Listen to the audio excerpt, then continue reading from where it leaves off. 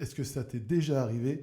Le fait que tu t'entraînes dure toute la semaine, tout se passe bien, et le jour du match, ton corps se bloque. Tes mains deviennent moites, ton cœur s'emballe, tu rates des choses simples. Tu vois plus tes coéquipiers ni le panier, blackout total.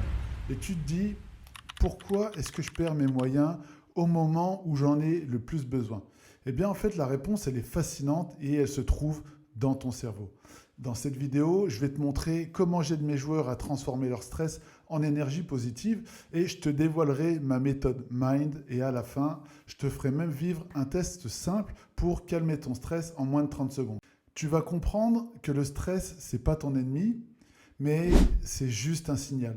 Salut à toi, je suis Steve Alexandre, je suis préparateur mental pour les joueurs de basket et j'aide ces joueurs de basket à se libérer de ce stress invisible. Tu sais, c'est ce stress qui ruine tes performances. Le stress, c'est pas une faiblesse, c'est une énergie qui est mal comprise. Si tu veux, le stress et l'excitation, c'est la même réaction dans ton corps. La seule différence, c'est la signification que tu y donnes. Si tu te dis « je suis stressé », eh ben, ton cerveau y pense « danger ». Par contre, si tu te dis « je suis excité », ton cerveau y pense opportunité. Le stress, c'est de l'excitation mal étiquetée. Comment reprendre le contrôle physiologique? Eh bien alors, à court terme, on travaille sur rééduquer ton cerveau et ton corps à percevoir le stress autrement. Parce que ton stress, il ne vient pas du match. Ton stress vient de l'interprétation de ton cerveau face à la pression. Et quand c'est comme ça, ton amygdale s'emballe. Et quand l'amygdale s'emballe, elle coupe ta lucidité. Si tu veux, l'amygdale, c'est le signal d'alarme de ton corps. Elle s'active dès qu'elle perçoit une menace. Par exemple, ton coach qui te crie dessus, des pensées négatives, la peur de mal faire ou alors des tirs ratés. Et donc ton corps, il passe alors en mode survie. Tu joues plus avec calme et fluidité, mais tu paniques. Et c'est pour ça que j'enseigne aux joueurs que j'accompagne une méthode simple, c'est la respiration carrée. Tu inspires sur 4 secondes, tu gardes ton souffle sur 4 secondes, tu expires sur 4 secondes et tu restes en apnée sur 4 secondes. Et une fois que tu l'as fait, refais-le encore une fois et tu vois, ton cœur ralentit, ton cerveau se reconnecte. Et quand tu fais ça, tu envoies un signal de sécurité à ton système nerveux. Tu ne contrôles pas le match, mais tu peux toujours contrôler ta respiration. Et tu vas voir, il y a encore plus profond que ça, parce que même quand tu apprends à respirer, il y a quelque chose qui continue de te bloquer. Et ce quelque chose, c'est ce qui se passe avant le stress. Et ça, c'est ce que j'appelle les déclencheurs émotionnels. Chaque stress commence par une pensée. Cette pensée déclenche une émotion. Cette émotion crée une peur et cette peur provoque le stress qui finit par provoquer des erreurs. Ça suit toujours le même cycle. Pensée, émotion, peur, stress, erreur. Je vais te donner un exemple. Un joueur que j'ai coaché me disait « Coach, quand je rate, je sens que tout le monde me regarde. Je me sens trop nul. » D'ailleurs, il disait quelque chose d'encore plus vulgaire. Mais en réalité, son stress ne venait pas du tir raté. Il venait de la pensée « Si je rate, je vais décevoir mes amis, mon coach, mes parents. » Et cette pensée a déclenché la peur d'être jugé. Et cette peur a déclenché la tension dans son corps. Résultat, plus il voulait bien faire, plus il ratait. Alors ensemble, on a remonté le fil. Je voulais te poser la question, quelle pensée a déclenché cette émotion? D'où venait cette pensée? Et à quoi est-ce qu'elle est associée pour lui? Et c'est là que le vrai travail commence. Parce que tu vas voir que derrière chaque émotion, il y a un besoin. Quand une émotion se déclenche, c'est toujours le signe qu'un besoin intérieur n'a pas été nourri. Et pour le stress, ce besoin, c'est souvent le besoin de sécurité. Le besoin d'être rassuré, le besoin d'être reconnu, le besoin de sentir qu'on a le droit d'échouer sans perdre sa valeur.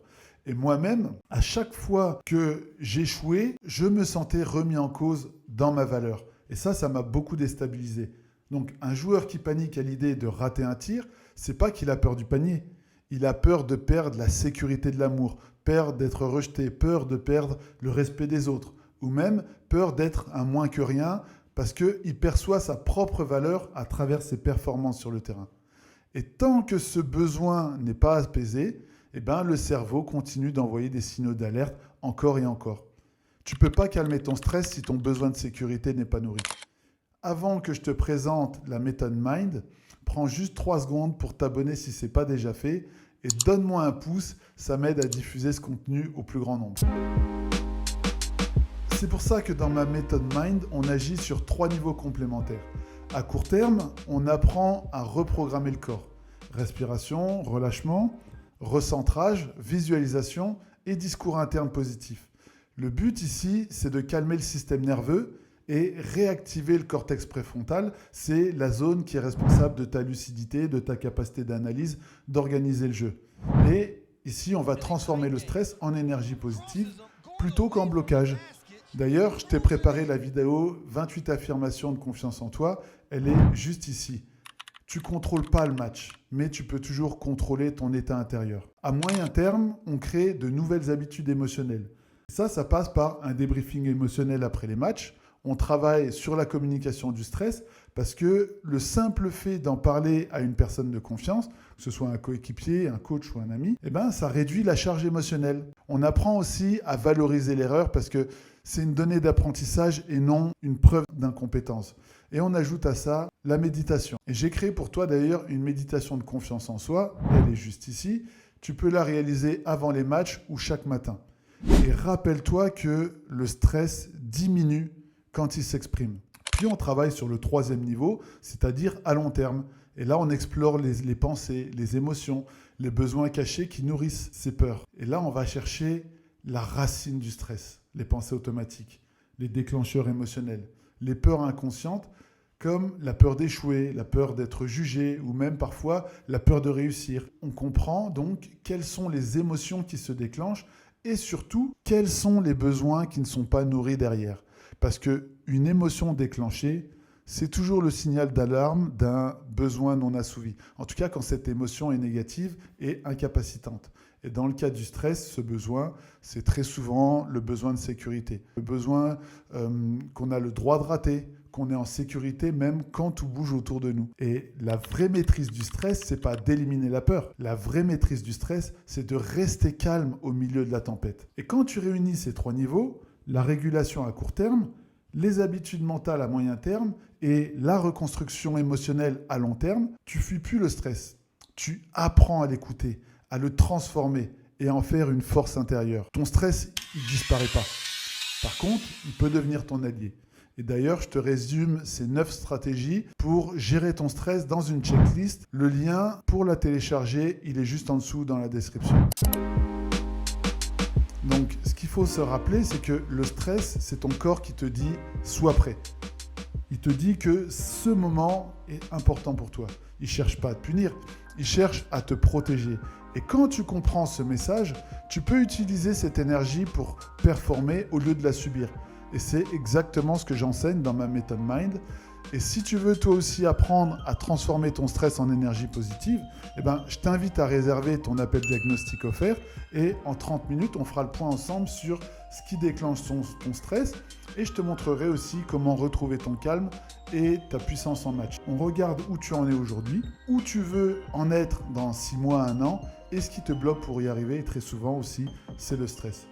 Tu ne peux pas contrôler ce qui se passe autour de toi, mais tu peux toujours maîtriser ce qui se passe en toi. Et quand un joueur apprend à se sentir en sécurité, même quand tout bouge autour de lui, il devient inarrêtable. Parce qu'à ce moment-là, il ne joue plus contre ses peurs, il joue avec son cœur. Si tu as aimé cette vidéo, pense à t'abonner si ce n'est pas déjà fait. Je t'invite à liker cette vidéo, me dire en commentaire à quel moment tu ressens du stress. Je te remercie pour ton écoute et je te dis à la semaine prochaine pour une nouvelle vidéo. Et en attendant, ose rêver grand.